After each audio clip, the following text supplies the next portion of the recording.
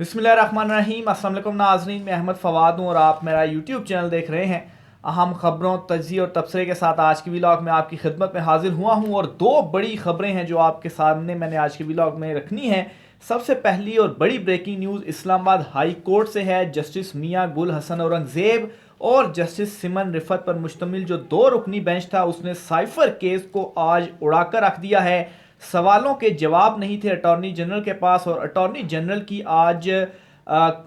जो दलाइल थे वो कैसे बदले, यानी कि पहले वो क्या कहते रहे, अब वो क्या कहते रहे और इसके बाद कैसे उन्होंने खुद को और इस मुकदमे को कमज़ोर कर लिया। कुछ अहम तरीन तफसीलात आपके साथ शेयर करूंगा। कुछ कानूनी और संगीन कानूनी जो खिलाफ वर्जियाँ हुई हैं इस मुकदमे में ये भी हाईलाइट हुई हैं, इस पर भी कुछ अहम तरीन तफसीलात आज की व्लॉग में आपके सामने रखूंगा। और दूसरे नंबर पर नाज़रीन, चीफ जस्टिस काजी फाइज ईसा की अदालत से सुप्रीम कोर्ट से सुप्रीम जुडिशल कौंसिल का जो इजलास हुआ है इस पर एक बड़ी डेवलपमेंट सामने आई है। जज के खिलाफ जो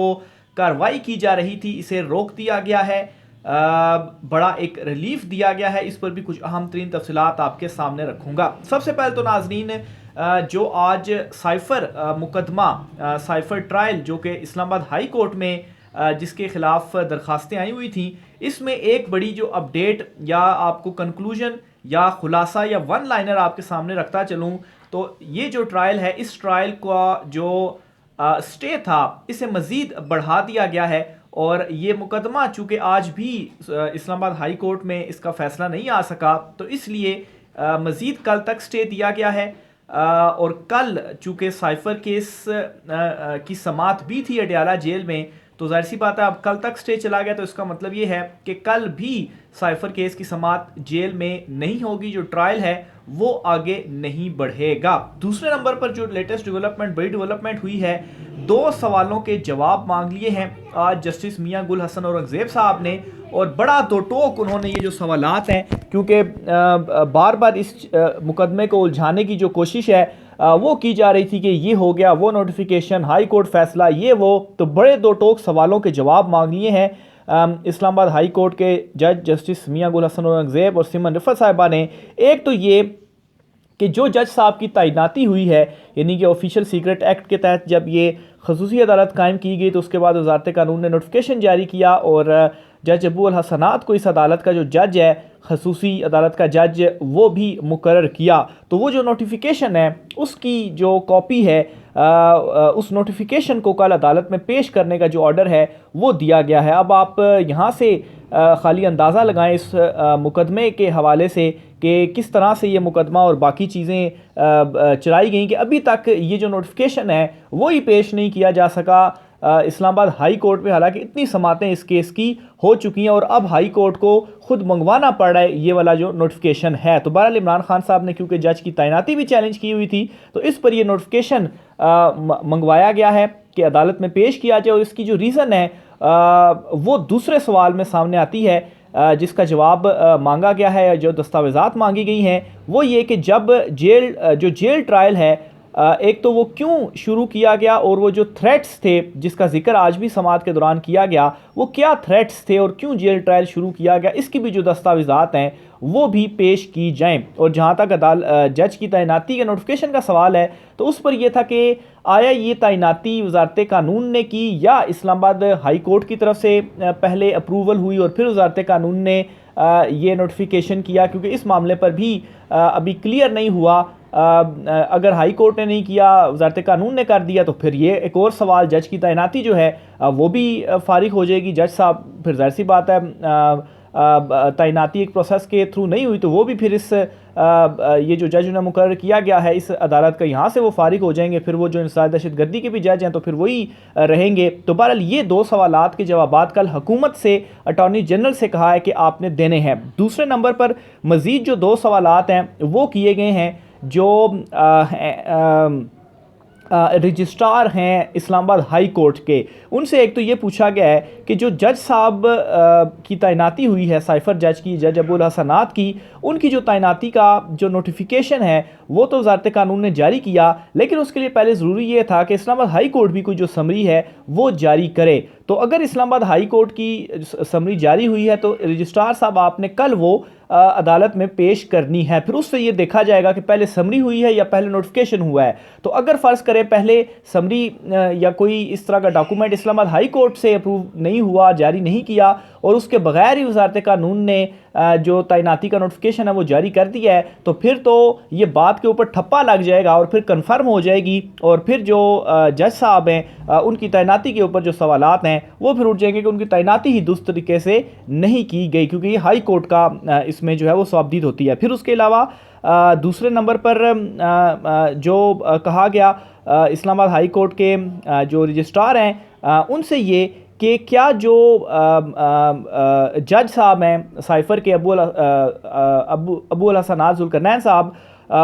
वो जब भी जेल ट्रायल करते थे तो क्या इस हवाले से वो इस्लामाबाद हाई कोर्ट को भी इस बारे में बताया करते थे या नहीं बताया करते थे? क्योंकि वज़ारत कानून ने तो कह दिया कि जी ठीक है आप वहाँ पर जो है वो करें, जेल ट्रायल करें, वहाँ पर जाकर करें क्योंकि सिक्योरिटी थ्रेट्स हैं। लेकिन चूंकि ये इस्लामाबाद हाई कोर्ट के अंडर आते हैं तो हाई कोर्ट को भी उन्हें बताना था। तो अगर उन्होंने हाई कोर्ट को नहीं बताया हुआ तो फिर ये जो जेल ट्रायल है ये ट्रायल भी गया। तो ये वो 4 इंपॉर्टेंट सवालात थे जिसके जवाबात अभी तक नहीं मिले, और अभी तक हुकूमत की जानिब से ये सवालों के जो जवाबात हैं वो नहीं दिए गए। फिर इसी तरह से ये जो जेल ट्रायल है, इस जेल ट्रायल पर एक और बड़ा अहम जो सवाल था वो उठा, वो ये कि जो जज साइफ़र वाले जज हैं, साइफ़र जज हैं, जज अबू अल हसन साइफ़र केस की जो समाअत कर रहे हैं, अगर उनको ये कहा गया जी कि थ्रेट्स थे इस वजह से जेल में समाअत की जा रही है, तो उनके सामने क्या वो रिपोर्ट्स थी? तो इस पर बताया गया जी कि उनके सामने कोई ऐसी रिपोर्ट्स वगैरह नहीं रखी गई थी जिसकी बुनियाद पर उन्होंने ये किया हो कि ठीक है थ्रेट्स हैं तो जेल में ही समाअत की जानी चाहिए। तो अगर कोई रिपोर्ट्स नहीं थी तो फिर वो किस बुनियाद के ऊपर उन्होंने जेल में ट्रायल किया? तो इस पर अटॉर्नी जनरल साहब ने बड़ा हैरानकुन दिया जवाब जी कि वो फिर ये पब्लिक में भी सारा मैटर है तो उन्होंने खुद से एज्यूम कर लिया होगा। ये हालत है अटॉर्नी जनरल साहब की और उनके इन कमज़ोर दलाइल की। तो वो कह रहे हैं खुद से जो एज्यूम है, एजम्पशन है, वो कर लिया होगा। इस पर फिर सलमान अकरम राजा साहब ने कहा कि इसके ऊपर संगीन जो कानूनी खिलाफ वर्जियाँ हैं वो हुई हैं, इसलिए सारा का सारा जो साइफ़र ट्रायल अभी तक हुआ है इसे कालादम ही करार दे दिया जाए। यानी कि ये अभी जो सवालात मैंने आपके सामने हाईलाइट किए ख़ास तौर पर ट्रायल के हवाले से बड़े तगड़े और मजबूत किस्म के सवालात हैं, अगर इनको ही खाली देख लिया जाए, और जो जवाब मैंने आपके सामने रखा कोई जवाब नहीं था, इसीलिए उन्होंने कहा जी कि जज साहब ने खुद से अज्यूम कर लिया होगा। तो इस बुनियाद पर वो इमरान खान साहब के वकील सलमान अकरम राजा साहब ने फिर कहा जी कि ये एक तो संगीन कानूनी जो खिलाफ वर्जियाँ हैं इसमें की गई हैं, इसलिए इस सारे के सारे ट्रायल को जो अभी तक हुआ है इसे कालादम करार दे दिया जाए। तो ये बहुत ही इंपॉर्टेंट अपडेट, इंपॉर्टेंट डेवलपमेंट हुई है कि ये जो साइफ़र मुकदमा है, और ख़ास तौर पर आज थोड़े से गुस्से में भी एक लम्हे के लिए नज़र आए। एक लम्हा ऐसा भी आया समाअत के दौरान जो जस्टिस मियां गुल हसन औरंगज़ेब थे, क्योंकि जिस तरह से घुमाया सारा गया है चीज़ों को, इधर हो रही हैं उधर हो रही हैं। फिर इसके अलावा ये भी कहा गया जो कानून की संगीन खिलाफ वर्जियों का मामला जब उठाया गया उसमें ये भी कहा गया देखें जी हाई कोर्ट में हम चैलेंज करते थे, हाई कोर्ट ने इतना अरसा उस फैसला ही वो महीना 1.5 महीना उन्होंने फैसला महफूज रखा सुनाया नहीं फैसला, और वहाँ पर दूसरी तरफ देखा तो 5 नोटिफिकेशन और हो चुके हुए थे, यानी कि समातें वहाँ पर चलती रहीं। तो आखिर पहले नोटिफिकेशन के ऊपर पहले जो फैसला था वो सुना देना चाहिए था। तो ये तमाम वो सारी चीज़ें थी कानूनी पॉइंट से जो कि आज रेस किए, और ये मुकदमा एक इमरान खान साहब के वकील ने अपने हक में बड़ा मजबूत अब बना दिया है इस्लामाबाद हाई कोर्ट में, और ये जा रहा है कालादम होने की तरफ। लेकिन देखें अब ये जो 4 सवाल उनसे हुकूमत और रजिस्ट्रार हाई कोर्ट से पूछे हैं वो क्या इसके ऊपर जो कोई जवाब है वो देते हैं। अच्छा, फिर इसके अलावा आज की जो समाअत है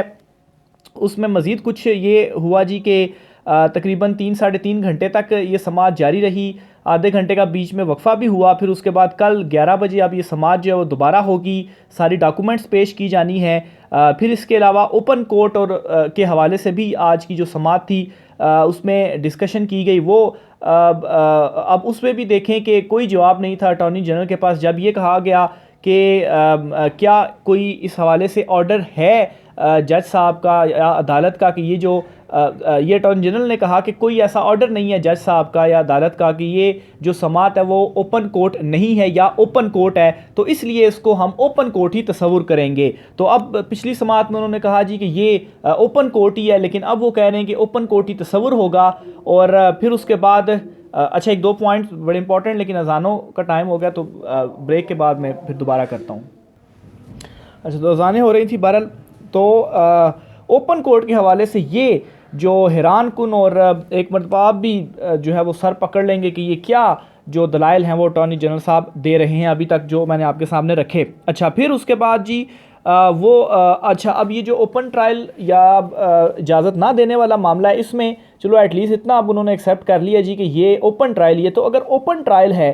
तो फिर इजाज़त क्यों नहीं है इस ट्रायल की कवरेज की। ख़ास तौर पर जब इमरान खान साहब के अगेंस्ट ये ट्रायल शुरू हुआ, जेल में कितनी समातें हो चुकी हैं, किसी को भी ये ट्रायल कवर, यानी किसी भी जर्नलिस्ट को भी ये ट्रायल कवर करने की जो इजाज़त है वो नहीं है, वो वहाँ पर अंदर नहीं जा सकता। जर्नलिस्ट तो चले छोड़े, जो उनके फैमिली मेम्बर्स थे उनको भी पहले इजाज़त नहीं थी। और फिर जब ये मामला हाई कोर्ट में आया, जस्टिस मियां गुल हसन औरंगज़ेब के सामने लगा, फिर कुछ रिमार्क्स और कुछ चीज़ें ऐसे ही सामने आई, फिर उसके बाद ये खबर आई कि जो दरख्वास्त ख़ुद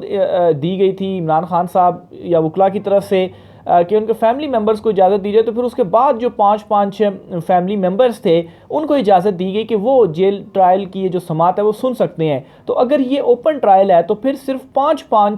मेंबर्स को इजाज़त देने का क्या मकसद, यानी कि अगर आप 5 मेंबर्स को, यानी कि 5 मेंबर इमरान खान और 5 मेंबर शाह महमूद कुरैशी को, दोनों के ऊपर मुकदमा चल रहा है, तो 5 मेंबर्स को इजाज़त देने का मतलब ही यही है कि आप बगैर इजाज़त नहीं आ सकते, यानी कि ये ओपन ट्रायल नहीं है। लेकिन अटॉर्नी जनरल साहब कह रहे हैं जी कि ओपन ही है क्योंकि कोई ऑर्डर नहीं आया, कोई ऑर्डर नहीं आया तो फिर इजाज़त होनी चाहिए। और इस हवाले से जर्नलिस्ट ने भी कोशिश की कि उनको ये ट्रायल कवर करने की जो इजाज़त है वो दी जाए, लेकिन कोई जो इजाज़त है वो उनको नहीं मिली। तो बहरहाल इसमें एक चीज़ तो मैं कन्फर्म हुई है, जो सारा मुकदमा में हाई कोर्ट में मैं देख रहा हूँ, सुन रहा हूँ कि ये जो ट्रायल चल रहा है ये होगा अब ओपन कोर्ट में, यानी कि इसमें सारी चीज़ें अब सामने आएंगी कि अंदर चल क्या रहा है। क्योंकि अभी तक जो कुछ तफसीलात सामने आई हैं, जाहिर सी बात है ख़ुद जर्नलिस्ट मौजूद नहीं होते, वकला के थ्रू जो कुछ या ज़राए के थ्रू जो कुछ तफसीलात सामने आती हैं, अंदर का माहौल उस तरह से नहीं पता चल पाता या मुकम्मल दलाइल उस तरह से नहीं होते, एक कंक्लूजन टाइप चीज़ें सामने आती हैं। और उसमें भी जिस तरफ ये मुकदमा जा रहा है तो लग रहा है कि ये क्या इमरान खान के अगेंस्ट ये जो मुकदमा है ये टिक नहीं पाएगा। तो जब ये सारी चीज़ें कवर होंगी तो ज़ाहिर सी बात है एक पब्लिक प्रेशर भी होता है और एक पब्लिक किस तरीके से चीज़ों को ले रही है ये चीज़ भी जो है वो होती है। तो बहरहाल ये चीज़ तो है कि इसमें ओपन ट्रायल इसको ज़रूर कहा जाएगा। फिर इसके अलावा ये भी है जी कि जो दौरान समात ये भी जो है वो क्लियर किया गया, आज की समात में तो नहीं लेकिन लास्ट समात में ये क्लियर कहा गया जी कि जो जेल वाला ये ट्रायल हो रहा है, जेल में जो इस तरह का ट्रायल है ये ओपन ट्रायल किस तरह से हो गया, ये सवाल भी उठाया गया था और कहा भी गया था कि ओपन ट्रायल तो फिर नहीं हुआ। तो इसके ऊपर अटॉर्नी जनरल साहब का यही जवाब है कि कोई ऑर्डर नहीं आया तो ये ओपन ही ट्रायल तस्वुर होगा, ओपन ट्रायल तस्वुर होगा तो इजाज़त क्यों नहीं है किसी को अंदर जाने की। तो ये जी आज की जो कार्रवाई थी इमरान खान साहब के इस मुकदमे की। फिर दूसरे नंबर पर सुप्रीम कोर्ट ऑफ पाकिस्तान से जो बड़ी खबर है वो ये है कि जी आज सुप्रीम जुडिशल कौंसिल का इजलास अभी हो रहा है, आधे घंटे का उसमें वक्फा हुआ है, जो लेटेस्ट अपडेट्स हैं। लेकिन 2 शिकायत थी, एक जस्टिस सरदार तारिक मसूद के ख़िलाफ़ और दूसरा जस्टिस मुज़ाहिर अकबर नकवी के ख़िलाफ़। तो यूनानिमसली जो जस्टिस सरदार तारिक मसूद है उनके खिलाफ जो शिकायत है उसे मुस्तरद कर दिया गया, उसे खारिज कर दिया गया, यानी कि वो अब क्लियर हो गए हैं। और जो जस्टिस मुज़ाहिर अकबर नकवी हैं उनके हवाले से ये इतलात हैं जी कि वक्फ़ा जो आधे घंटे का किया गया है इसके बाद उनकी शिकायत के ऊपर जो हो रहा है वो किया जाएगा कि क्या उसका करना है। बहरहाल जस्टिस मुज़ाहिर अकबर नकवी ने ऑलरेडी सुप्रीम जुडिशल कौंसिल के इस कार्रवाई के अगेंस्ट जो दरख्वास्त है वो सुप्रीम कोर्ट ऑफ पाकिस्तान में दी है और कहा है जी कि ये इस तरह से मेरे ख़िलाफ़ जो मुहिम चलाई जा रही है ये अदलिया के ऊपर हमला है, नोटिस को गैर कानूनी करार दिया जाए, ये कालादम सारी जो कार्रवाई है वो की जाए। और बड़ी तगड़ी जो वकला टीम है उसमें वो भी उन्होंने चुनी है, अली ज़फ़र हो गए, ख्वाजा हारिस हो गए, गालिबन सलमान अकरम राजा का भी नाम था अगर मैं सही बोल रहा हूँ। तो बहरहाल 2 का कन्फर्म है कि ये दो वकील हैं इसके अंदर। तो बहरहाल देखें अब इसमें चीफ जस्टिस काजी फायद ईसा साहब ने जहाँ पर एक